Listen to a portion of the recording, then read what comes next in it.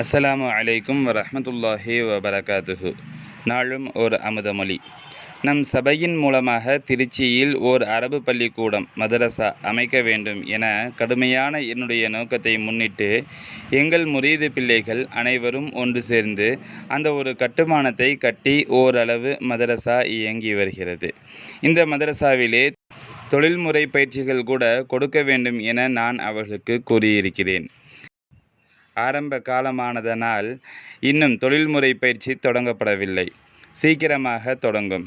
இவ்வாறு தொழில்முறை பயிற்சி வந்துவிடுமானால் படித்து வரும் பிள்ளைகளின் வாழ்க்கை ஒரு வகையில் சீர்திருந்தலாம். ஒரு சைக்கிள் கடையை போட்டாலும் கூட அதிலிருந்து அவர்களின் வாழ்க்கையை நடத்தி கொள்ளலாம். இந்த வகையில் சயின்ஸ் முதலான விஷயங்கள் எல்லாம் பிள்ளைகளுக்கு கற்பிக்க வேண்டும் என்று கூறியிருக்கின்றேன். அதுதான் என்னுடைய அவா. அது மட்டுமல்ல, ரேடியோ, டிவி ரிப்பேர் போன்ற விஷயங்களும் அவசியமாக பிள்ளைகளுக்கு கற்றுக் கொடுக்க வேண்டும்.